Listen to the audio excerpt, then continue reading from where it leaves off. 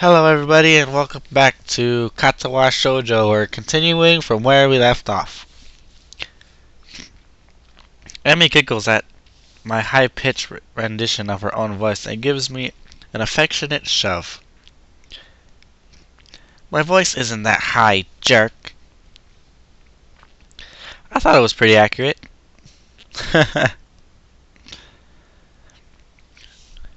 Emmy and I stare at Rin for a while before I burst into laughter.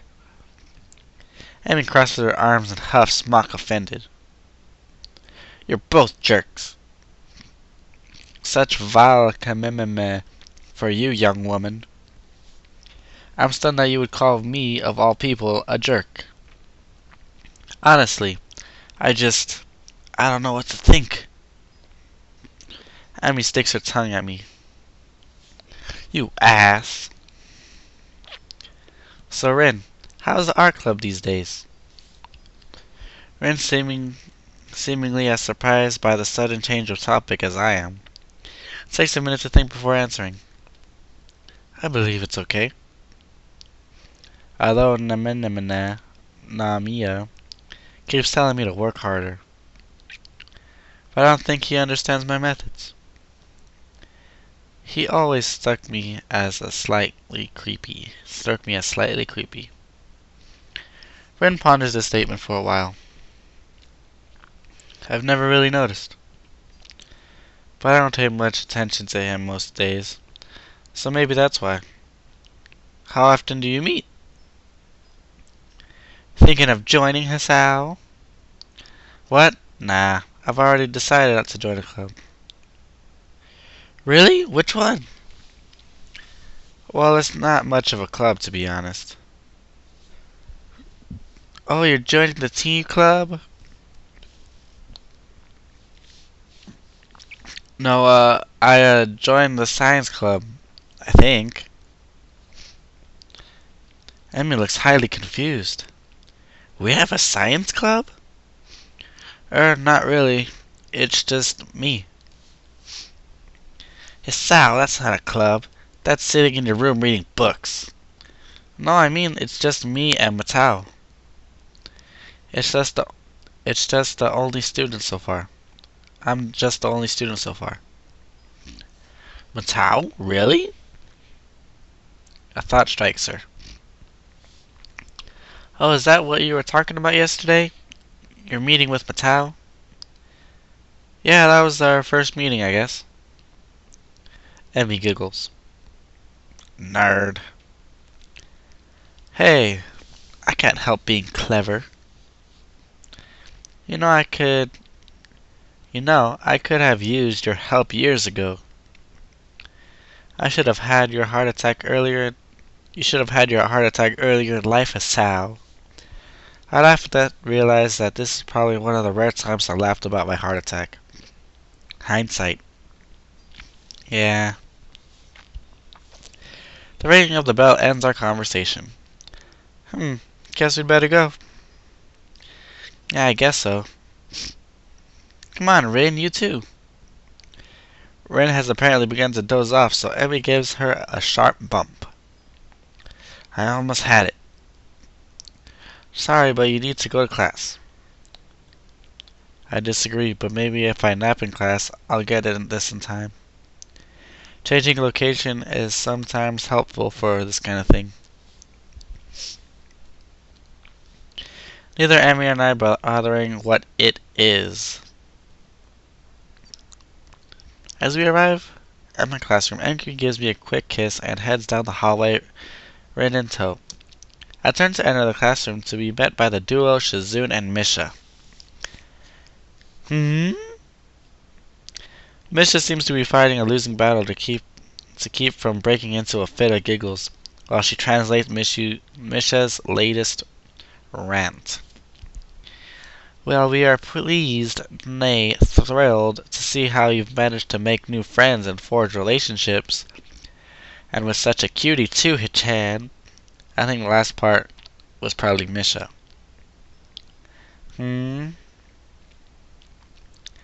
We nevertheless feel compelled to politely remind you how the public displays of affection are strictly forbidden. Really? That's disappointing, Shatan. By Section 8 of the Code of Conduct laid out by the Student Handbook. Huh. In this case, however, ignorance of the law may be an excuse, and we are feeling lenient. Huh? Maybe the paperwork required to punish... Wait, what?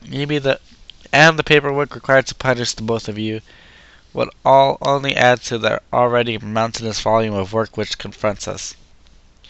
The sole member of the student council, and besides, you two are adorable together. Huh? Therefore, consider this a formal warning, and please refrain from such displays in the future. At least when Shizune can see you, Chan. This whole spiel is so patently ridiculous that I can't help but reply in the same pompous manner. Well, I for one feel very enlightened. I added the very. I apologize profusely for my rash actions, and will strive to contain my baser impulses, which, I fear, impel me towards such inappropriate displays of public affection.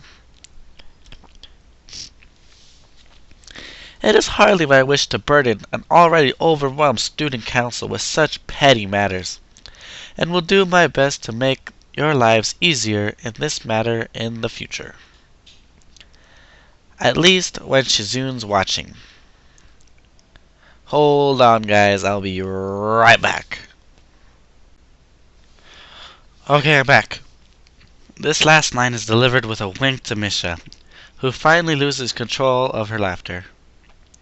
Why, hee hee hee. Well said, Hichan. Chuckling a little myself, we enter the classroom. Class is uneventful, and after the first bell rings, I find myself alone with Battalion. So it looks like we've already assembled for the second meeting of the Science Club. Or is it the first? What do you think? Should we count yesterday as a meeting? Well, we did form the club yesterday, didn't we? That seems like a club business. So we can safely call yesterday a meeting. Sorry about breathing through my nose. Mattel smiles in his usual stilted and awkward way. I wonder if the muscles in his face are just not shaped correctly to let him smile naturally. You really do have a knack for this, I think. Logical thought processes, that is. I guess so. A scientist speaks with authority, Sao. The answer here is yes, I do. When the world wants to know how it works, we tell it. Even if all we've got is a decent hypothesis. But it must sound certain anyway, because we're the authorities of the subject, right? He chuckles to go along with his awkward smile at his awkward joke. I'm doing my best not to grimace, but I don't think I was being too successful. That's entirely false, of course. We know a lot, sure, but nobody's an expert on how the world works, if only because nobody can be sure. With no certainty, there are no experts. But we like to pretend sometimes. There's some things we can be certain of, right? Yes, but no. We know gravity's there, for example. To illustrate, Mattel picks up a pencil and drops it. See? Still there. But it's a good check every once in a while. It's good to check every once in a while. That's why you'll still see researchers blinking about gravity. We're pretty sure we know how it works, but there's always a chance that something isn't how we think it is. So we check, and check, and check. That's science in a nutshell, Hasao. The whole thing I've listened rather spellbound. This whole time I've listened rather spellbound. But Tao seems to really be passionate about this stuff. I think it's hard to tell sometimes how the world works, how humans work, how the universe works. All these questions to be answered. And depending on what I go to, maybe I could figure out a way to fix my heart. That said, I don't think there's a real priority for me. Besides, as we start discussing the book he gave me yesterday, I find myself more and more interested in that than my heart condition. Before we even realize it, hours gone by. Well, let's call this meeting over for now, okay? We'll have another eating tomorrow. Tomorrow, or the day after. He considers this for a moment. Call it the day after. I've got a lot of grading to do. Okay, see you then. As I exit the classroom, I realize I don't really have anything to do tonight. Amy and I didn't make plans, so I guess I'll go to the library. It beats doing homework in my room anyway. Sorry about exhaling through my nose. The library always seems cooler than the rest of the building. Probably to keep the books from damage or excessive heat and humidity. Books are sturdy objects, but if you want to keep them in good condition, it takes a little effort. I've got several books that are so well worn, the pages are barely clinging to the spine. It seems impossible for them to still be usable, but if you handle them with care. I make my way to the main desk where I spot Yuko busying herself with something or another. She smiles at me as I enter and wave. Hello, Hisao. Good to see you again. What are you looking for this time? Nothing in particular, I guess. I just didn't really feel like going back to my room is all. Yuko nods. Well, if you're unoccupied, maybe you could help me look for something. So what do you need? Yuko brings a finger to her lips and looks around furtively. She seems to be looking for eavesdroppers. Come closer. I take a few hesitant steps forward, feeling distinctly unnerved. Yuko lowers her voice to a confidential whisper. I'm on the trail of the Yamako cat burglar. The cat? Shh! The walls have ears, Hisao. Or they might. But listen, those missing books, remember them? Yeah. Well, they weren't missing. They were stolen. I'm convinced of that. I remember you saying something of the sort earlier. How do you know? Yuko leans in closer and, if possible, whispers even lower. Because I found where they're hidden places. You did what? Yuko looks triumphant. Found one of his stashes. It was under one of the stairwells of the boarding store. These books. I've been looking for them. All there. I suspected a thief before, but this proves it. So did you take back the books? Hiko looks as if she suggested she walk around naked. Are you nuts?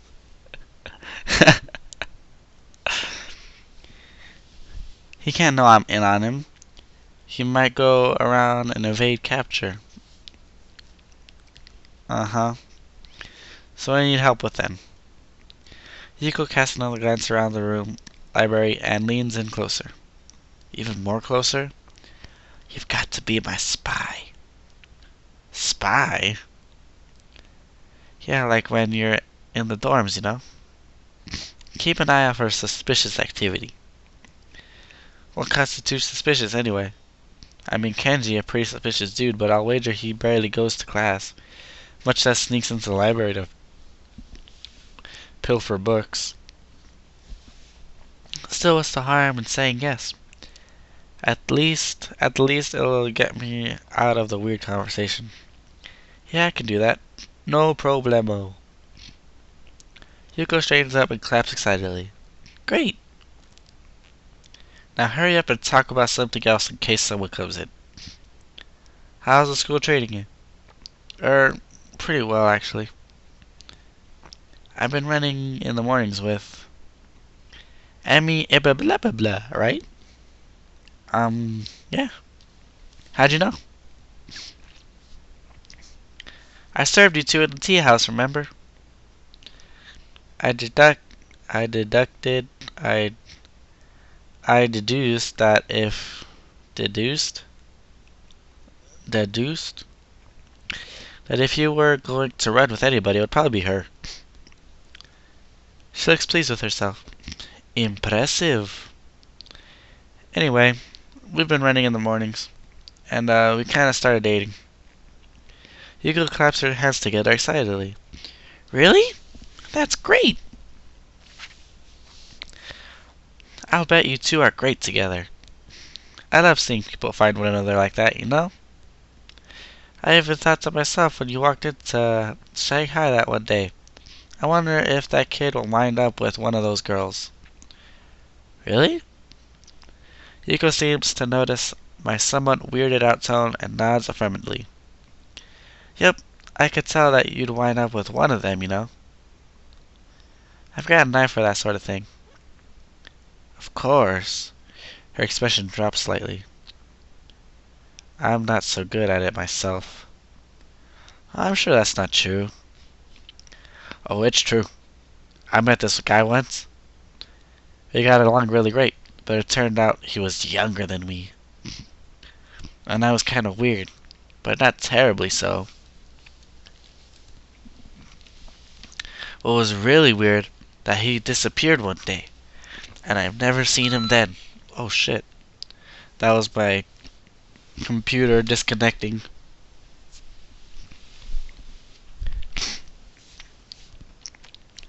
Huh. That does seem kind of odd. Doesn't it? I hope he wasn't something I did. I hope it wasn't something I did. I feel compelled to reassure her. I'm pretty sure it wasn't. I intended trying to call her down further, but both of us jump in surprise at the ring suddenly coming from my pocket. Yuko sighs to steady herself as I pull the phone from my pocket. I feel a little sheepish for indirectly causing the incident. Emmy? What's up? Oh, thank God I haven't called your phone before, so I didn't know if this number would work or whether you would pick up, and I can't. Whoa there, Emmy. Slow down. What's wrong? There's a pause on the other side of the line during which I can hear Emmy trying to control her breathing in order to calm down. Something got her terribly agitated, and it's starting to agitate me. Can you stop by? Like, now? Or shortly after now? I really, really need to talk to you. There's a tone of pleading in the last sentence that I don't think I've ever heard from her. Of course, I'll be right there. Hold steady, okay? In my increasingly agitated state, I'm apparently started saying things that don't quite make sense. Okay, I'll be okay. See you soon. I pressed the button to end the call before slipping the phone back into my pocket, apologizing to Yuko for running off and run off. I said that hella fast. Perhaps at some point, I would have stopped to think about the time, or how suspicious it looks for a guy to enter the girls' dorm at this hour. Except right now, I'm just concerned with getting Amy to finding out what's wrong and how I can help her. I knock on the door, and I'm greeted with a subdued, "Come in." Something is very wrong as I stare at the scene before me. Emmy's there, yes. But she's in a wheelchair. And her legs are missing. Oh no, they got amputated again. I glance around the room and see them sitting in the corner. Oh God. Looking like they've been thrown there. Amy responds to my entrance with a lopsided grin that is both pleased to see me and completely, utterly heartbroken. Hi, Hassel. It looks like she's been crying, but if she was, she's stopped now. I think this is a good place to stop, so next time we'll continue and see what happened with Emmy, so see you guys later. Oops.